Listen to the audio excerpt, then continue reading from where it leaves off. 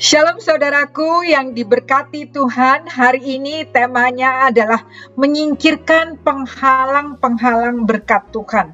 Mari kita langsung lihat di cerita yang luar biasa mengenai Nabi Elia dan seorang janda. Waktu Tuhan mengirim Nabi Elia di masa kekeringan dan Tuhan berkata, dia akan bertemu dengan seorang janda. Tetapi saudara, ternyata janda ini bukan janda kaya, janda yang miskin. Bahkan janda ini adalah janda yang mempunyai seorang anak dan dia kalau harus membagi berkat makanan ke Nabi Elia, sesudah itu dia tahu dia akan mati. Dengan kata lain, sudah tidak ada pengharapan sama sekali.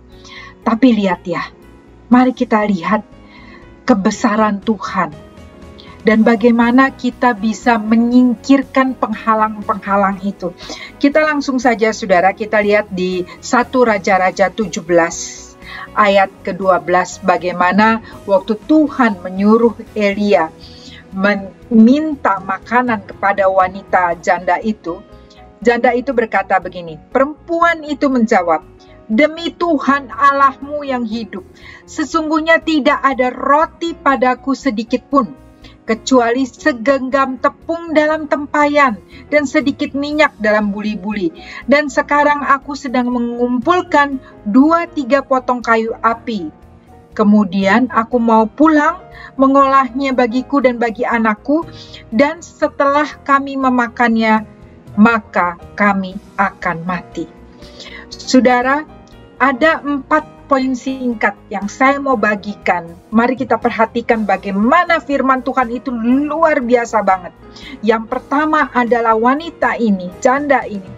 Apa yang harus dia singkirkan? Dia harus menyingkirkan dosa. Dalam arti di sini dia berkata, dia tidak percaya kepada janji Tuhan. Dia tidak percaya kepada Tuhannya Elia. Jadi yang pertama saudara, kadang-kadang kita berkata, oh saya itu nggak berdosa kok, saya itu melakukan yang baik. Tetapi ada banyak hal dalam kehidupan kita yang harus kita evaluasi. Dalam hal ini, dalam cerita ini, wanita ini berdosa karena tidak percaya kepada Tuhan, tidak percaya, tidak memegang janji Tuhan saudara. Dan biarlah kita tidak meragukan. Sebagai anak-anak Tuhan, kita tidak meragukan janji Tuhan. Mungkin saudara sudah berdoa lama sekali untuk pertobatan suami, pertobatan anak, pertobatan istri atau orang tua. Atau mungkin saudara saat ini sedang mengalami sakit penyakit. Mari saudara kita bangkitkan iman untuk percaya di dalam Tuhan ada pemulihan. Pemulihan rumah tangga, pemulihan keuangan, kesembuhan dalam penyakit saudara. Dan kalau tidak ada jalan keluar, percaya ada hikmat Tuhan. Percaya Tuhan masih bekerja. Jadi yang pertama, tinggalkan dosa. Yang kedua, jangan bersandar pada pengertian kita sendiri. Di sini saudara dikatakan ya, ayat yang ke-13. Elia berkata kepadanya, janganlah takut, pulanglah. Buatlah seperti yang kau katakan, tetapi buatlah lebih dahulu bagiku sepotong roti bundar kecil daripadanya dan bawalah kepadaku. Kemudian barulah kau buat bagimu dan bagi anakmu. Saudara yang dikasih, kayaknya nggak mungkin, kayaknya mustahil sekali. Dia tidak punya apa-apa lagi. Tetapi dengan dia tidak punya apa-apa lagi, tapi masih harus membagi. Harus membagi dulu, baru mempersiapkan untuk dirinya dan anaknya. Itu mustahil.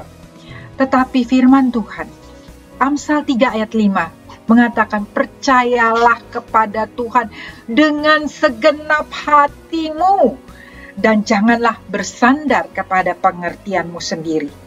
Akuilah dia di dalam segala lakumu, maka ia akan meluruskan jalanmu. Saudara yang dikasih, jangan takut, jangan mengandalkan pengertian kita sendiri, karena kita punya Tuhan.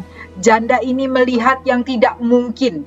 Ini salah satu penghalang untuk menerima mujizat. Karena saudara yang dikasihi, kita hidup dengan iman. Kita hidup dengan saudara dan saya, kita hidup dengan iman. Jadi bangkitkan iman itu. Dan poin yang ketiga adalah selalu libatkan Tuhan. Bangun hubungan kita dengan Tuhan. Ayat ke-14 firman Tuhan mengajarkan kepada setiap kita berkata begini, sebab beginilah firman Tuhan Allah Israel. Jadi Elia mengatakan, saudara, kepada wanita ini, tepung dalam tempayan itu tidak akan habis dan minyak dalam buli-buli itu pun tidak akan berkurang sampai pada waktu Tuhan memberi hujan ke atas muka bumi. Kenapa Elia bisa berkata begitu dengan confidence, dengan kepercayaan diri? Karena Elia tahu siapa Tuhannya.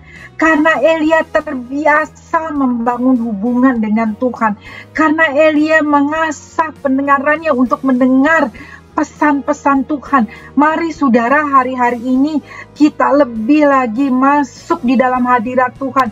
Berdoa, merenungkan firman Tuhan. Bukan hanya dengar firman Tuhan, dengar khotbah-khotbah, tetapi waktu saudara mendapat firman Tuhan, seperti kita tuh mengunyah, menyicipi, mengecap firman Tuhan, bertanya kepada Roh Kudus, pesan ini untuk saya bagaimana ya, aplikasinya bagaimana ya, sehingga kita semakin terlatih untuk mendengar, tetapi bukan berhenti sampai di situ saja. Waktu firman Tuhan mengatakan sesuatu kepada saudara dan saya, mari saudara, kita lakukan. Semakin sering kita lakukan firman Tuhan, waktu kita mendengar, kita melakukan, kita sedang melatih diri kita untuk semakin tajam mendengar suara Tuhan. Poin yang keempat, bagaimana kita menyingkirkan perkara-perkara yang menghalangi kita menerima berkat Tuhan adalah di sini, saudara. Amsal 12 ayat 27 berkata, orang malas tidak akan menangkap buruannya, tetapi orang rajin akan memperoleh harta yang berharga. Jadi poin yang keempat adalah tinggalkan kemalasan dan gengsi. Hari-hari ini, saudara, jangan kita ada yang masih, saya masih gengsi, dulu saya pekerjaannya begini, sekarang nggak bisa, saya tetap harus punya pekerjaannya yang posisinya tinggi banget, atau saya harus tetap melakukan seperti ini. Tidak, saudara, hari-hari ini kita harus lebih lagi memakai apa yang Tuhan titipkan dalam hidup kita dengan rajin. Wanita ini, walaupun dia tidak mempunyai apa-apa, tetapi waktu dia percaya kepada Tuhan, dia andalkan Tuhan, dan dia lakukan, bukan hanya percaya, tetapi ada bagian wanita ini untuk melakukan. Sama dalam kehidupan saudara dan saya, ada bagian Tuhan, ada bagian kita. Wanita ini tidak tinggal diam. Ayat ke-15 dikatakan, lalu pergilah perempuan itu dan berbuat seperti yang dikatakan Elia. Maka perempuan itu dan dia serta anak perempuan itu mendapatkan makan beberapa waktu lamanya. Wow, ini terobosan, saudara, ini terobosan, dan hasilnya ayat ke-16 dikatakan tepung dalam tempayan itu tidak habis. Haleluya. Dan minyak dalam buli-buli itu tidak berkurang seperti firman Tuhan yang diucapkannya dengan perantaraan Elia. Saudara yang dikasihi, percayalah, ada penyediaan Tuhan walaupun kita melewati masa kekeringan. Yang pertama, ingat, tinggalkan dosa. Tanya kepada Roh Kudus, evaluasi diri kita sendiri, dan jangan bersandar kepada pengertian kita, karena pikiran kita hanya terbatas, tetapi kita mempunyai Tuhan yang tidak terbatas.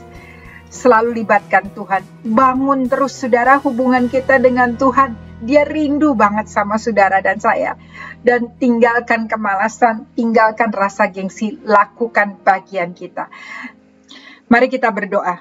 Bapa di surga, kami mengucap syukur untuk firman-Mu yang menegur, yang menuntun, yang membawa kami ke dalam rencana-Mu lebih lagi.